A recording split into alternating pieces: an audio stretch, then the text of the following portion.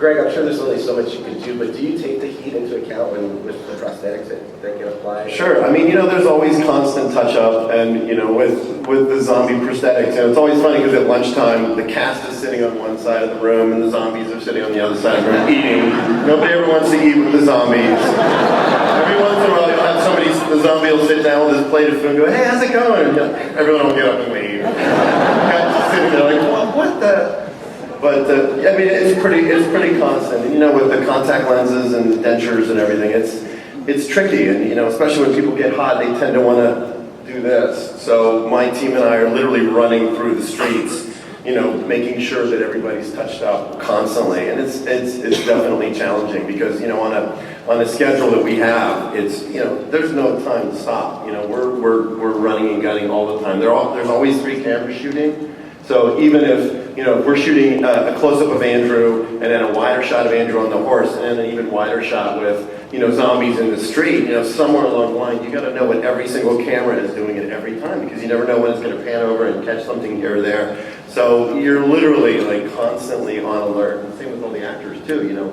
There's so many cameras going and it's catching all the action. We have a big ensemble cast. You're trying to catch a lot of things happening at one time, which makes it feel real. It makes you feel like you're part of the team. We're gonna start an audience Q&A here in a second, so if you guys want to start lining up, feel free. But before that, I did want to ask. Andrew and John. So there's an interesting character dynamic, I should say, between your 2 characters in the comic book, obviously. So can you talk a little bit about that and kind of how you're going about bringing it, to the screen? We have the great privilege of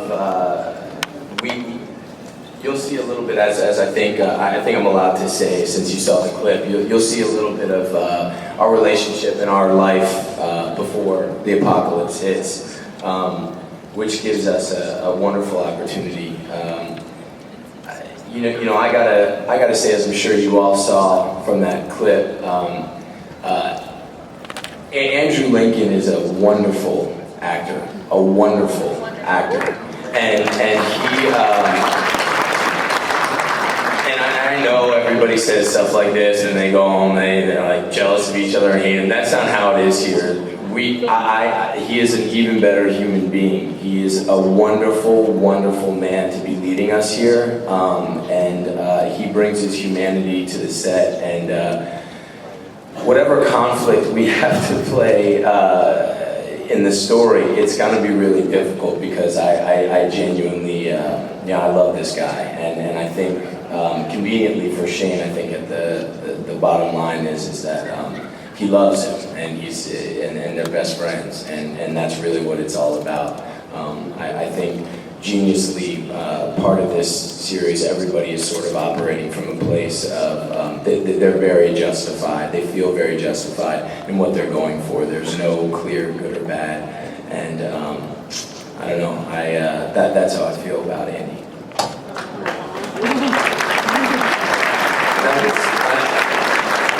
I don't quite know what to respond there, but I feel, apart from ditto, but it really is, I kind of think I only got the job because of John and his dog, really. I was so freaked out that we were actually going to Frank's garage. I was a gibbering wreck. I just got off the plane, and it was a great honour to work and read with John, and I think John is Shane, and he's one of the greatest actors I've worked. It sounds trite and to say this to you, but I love every single person around this table and in front and behind the camera, and we're having the time of our lives, and it's a privilege just to be in the same scene as these guys. And John and I came out early to Atlanta to soak up the heat, and I think you call it acclimate. It's very strange. Acclimatise, we call it back home. And and we spent 2 weeks, and we just hung out together. And I thought that was so important to the dynamic, I think, between Rick and Shane, is that You know, we did everything together. We've become a couple of goofballs. You know, we call ourselves the Keystone Cops. You know, we got lost together in Atlanta. I mean, but I love it, and I love him, and we've got a heck of a journey to go in this brilliant graphic novel and script, and it's gonna be an honor to do it with these guys. Sarah, you might want to turn away. We've got some company here. I don't know if you guys see the roaming hallways here.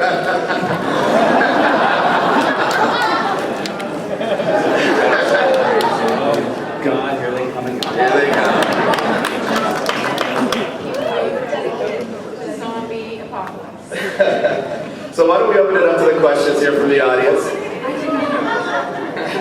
We got our first question. Let you go ahead. It's a little nerve-wracking being up here to ask a question, but I want to first acknowledge the panel. It's a great team of people. I'm really excited for the show. I've been a fan of the comic book since it came out. I'm a fan of a lot of people's work up there, respectively Sarah with Prison Break, Andrew with Love Actually, which I'm with Mike, obviously my favorite up there is Greg Nicotero.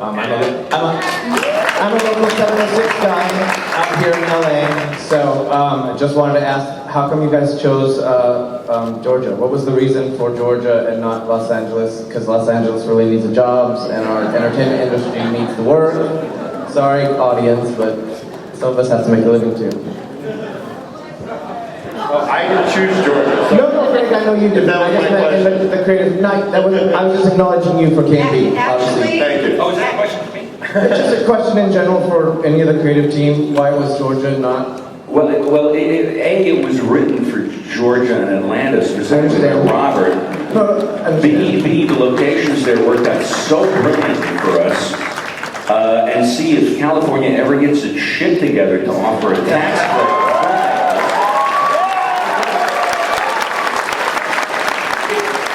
It's hard to argue with a 30% tax incentive on every dollar you spend there, especially when you're trying to, stretch your dollar to the maximum. The eagle fucking screams that we're stretching the dollars so tight, right? So, believe me, I'd love to sleep in my own bed. I love shooting in LA. I love not being in 110 degree heat and 100% humidity, dying.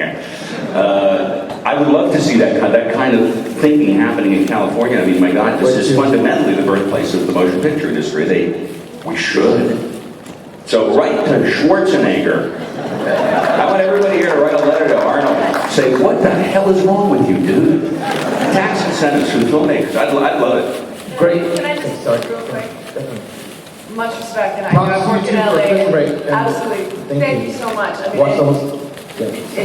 our LA crew was absolutely brilliant, but I just have to say, because they're our family right now, our crew in Atlanta, Awesome. they worked Unbelievable. so hard. They're doing such great work. Awesome. Your crew's And they're in LA. such an honor That's to work awesome. with. And, It's just the crews out here are starting. I know. And Again.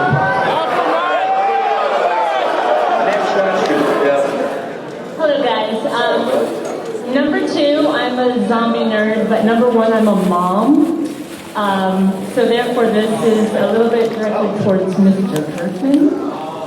I'm a mom of 2 young boys, and I think I wrote an angry nerd letter that said, "Dear Mr. Kirkman, F you." I was very much upset by an issue, but then I realized that is what this comic is about. It's about evoking emotion.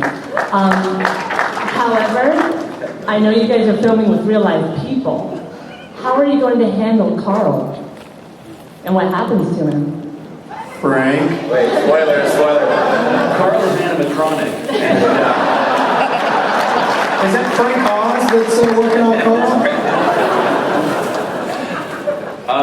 Well, geez, we're not there yet. We'll handle it sensitively. I've been in that position where I don't want to traumatize the shit out of some child on a set.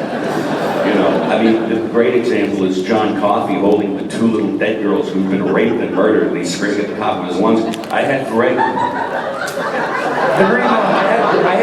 build me 2 little dead girl bodies because I wasn't going to be the guy on the set going, "Okay, kids."